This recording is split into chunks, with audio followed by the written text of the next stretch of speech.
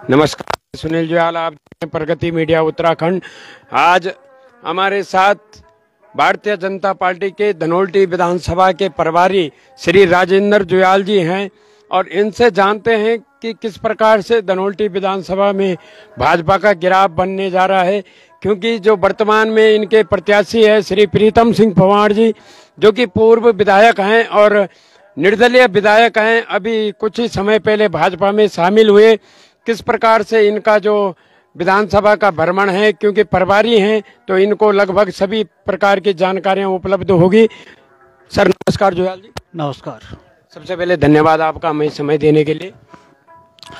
धन्यवाद प्रगति चैनल का भी कि सर 2022 का चुनाव चल रहा है और आप धनोल्टी विधानसभा से भाजपा के विधानसभा प्रभारी हैं, तो किस प्रकार का समीकरण देखने को मिल रहा है आपको?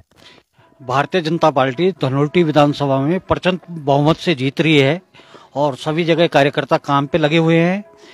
आज यहाँ पहुंचने से पूर्व मैं सांकरी गांव में था। वहाँ जन सैलाव को देखकर ये लगा कि भारतीय जनता पार्टी के पक्ष में लोग वोट करेंगे और नरेंद्र मोदी जी और पुष्कर सिंह धामी पर लोगों का विश्वास है। उस विश्वास को कायम रखते हुए इस सीट को हम बहुमत के साथ और लगभग 8 से 10 हजार वोटों से जीतेंगे। जी सर, आपके जो पूर्व विधायक है और पूर्व गढ़वाल मंडल के अध्यक्ष भी रह चुके हैं महावीर सिंह रांगड़ जी, वो टिकट के दावेदार थे, किसी प्रकार से उनका टिकट कट गया है तो वो बगावत कर रहे हैं, निर्दलीय चुनाव लड़ रहे हैं।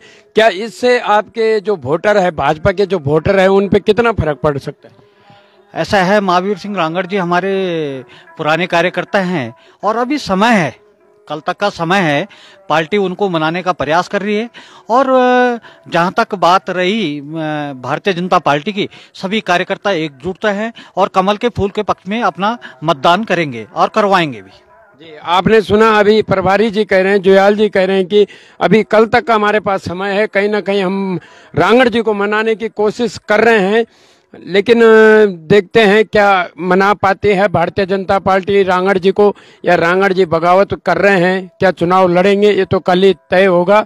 और सर, जिस प्रकार से आप भ्रमण कर रहे हैं, कई कार्यकर्ता प्रीतम सिंह पंवार जी को लेकर नाराजगी व्यक्त कर रहे हैं, जो कि भाजपा के कई पुराने कार्यकर्ता हैं, तो आप किस प्रकार से उनको मनाने में कामयाब हो रहे हैं? मैंने पूर्व में भी कहा, जैसे कमान में कुछ कार्यकर्ता थे उनसे भी मेरी बात हुई है और आज मैं मेंढखाल पहुंचा हूं। मेंढखाल में भी मेरी कुछ कार्यकर्ताओं से बात हुई। सभी कार्यकर्ता पार्टी के पक्ष में मतदान भी करेंगे और समर्थन भी देंगे और लोगों का समर्थन भी लेंगे, क्योंकि भारतीय जनता पार्टी इस समय भारतीय जनता पार्टी को एक एक विधायक की जरूरत है, जिससे हम राज्यसभा में सरकार बनने के बाद राज्यसभा में अपना बहुमत प्राप्त करेंगे। इसलिए पार्टी के जो भी कार्यकर्ता नाराज थे वो पार्टी के पक्ष में आ गए हैं। सबने खुले मन से पार्टी के लिए काम करने की आश्वासन दिया है। हमारे जैसे पूर्व में कई दावेदार थे, राजेश नौटियाल जी थे, मीरा सकलानी जी थी, गीता रावत जी थी और पूर्व मंत्री नारायण सिंह राणा जी थे। सभी से बातचीत हो गई है। कल से सभी लोग पार्टी के पक्ष में काम करने के लिए आ जाएंगे। इनकी संयुक्त प्रेस वार्ता भी हमने 1 तारीख को रखी है और सब मिलजुल कर इस सीट को बड़े बहुमत से जिताएंगे। जी सर, जिस प्रकार से देखने को मिल रहा है कि यहाँ पर त्रिकोणीय मुकाबला होने जा रहा है, क्योंकि आपने कल तक का समय हमें बताया है, लेकिन अभी जो ज्यादा तेज दौड़ में है श्री प्रीतम सिंह पंवार जी है भाजपा से, जोत सिंह बिष्ट जी है कांग्रेस से, और अपने महावीर सिंह रांगड़ जी हैं जो कि निर्दलीय लड़ रहे हैं, और कुछ क्षेत्र का भी महत्व नजर आ रहा है। तो आपको क्या लगता है कि जोत सिंह बिष्ट जी टक्कर देंगे प्रीतम सिंह पंवार जी को? देखो, तो भारतीय जनता पार्टी के टक्कर में कोई नहीं है। गांव-गांव का मतदाता, माताएं, बहनें और बुजुर्ग मोदी जी के पक्ष में वोट करेंगे, भारतीय जनता पार्टी के पक्ष में वोट करेंगे।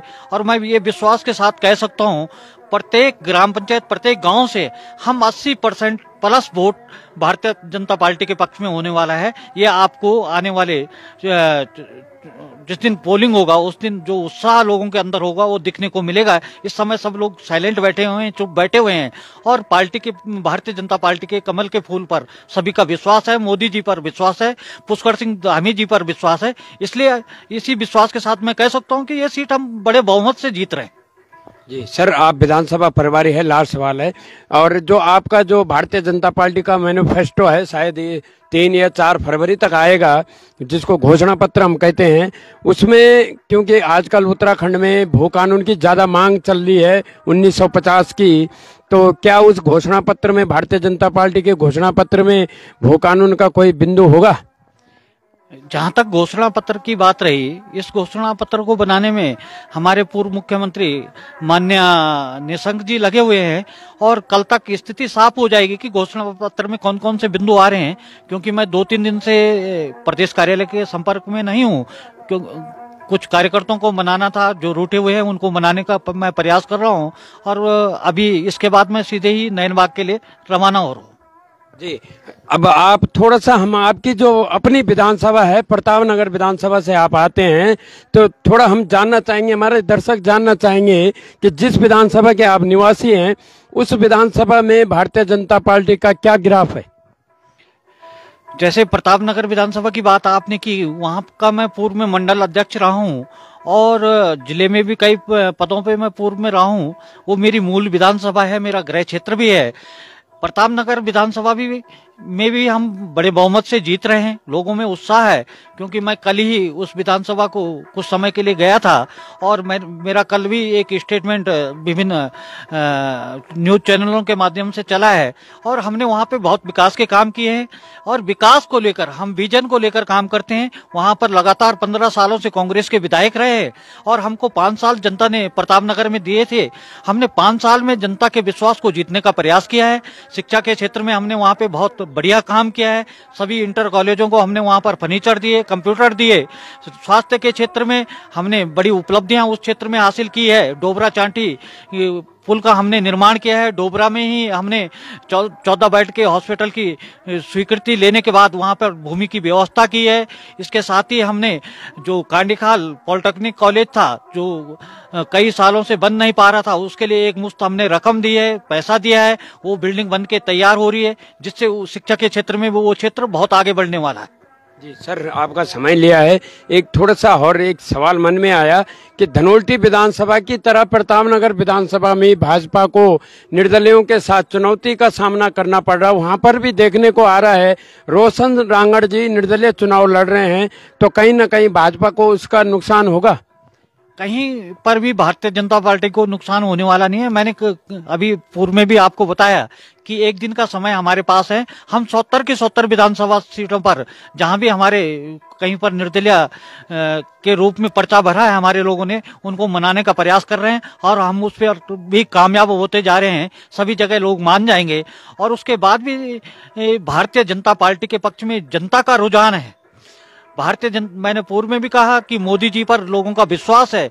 अभी आपने देखा होगा 26 जनवरी को बड़ी उपलब्धि उत्तराखंड के लिए है और टिहरी जनपद के लिए भी कहना चाहूंगा कि डोबरा चांटी पुल एक मॉडल के रूप में पूरे विश्व के अंदर 26 जनवरी को दिखा है और उसको झांकी के रूप में 26 जनवरी को लोगों ने देखा है और विश्व के नक्शे पर डोबरा चांटी पुल कहें तो वो टिहरी जनपद के लिए एक बड़ी उपलब्धि है और पूरे क्षेत्र के लिए, हमारे टिहरी के लोगों के लिए बड़ी उपलब्धि। सरकार जो हमारी पूर्व सरकार रही है, जो उन्होंने पैसा एक साथ देकर उस पुल का निर्माण किया है, उससे बहुत बड़ी उपलब्धि टिहरी के लोगों को मिली है। टिहरी के लोग को विश्व के नक्शे पर लोग देख रहे हैं। जी, आपने हमें समय दिया, इसके लिए आपका बहुत बहुत धन्यवाद। धन्यवाद आपका भी।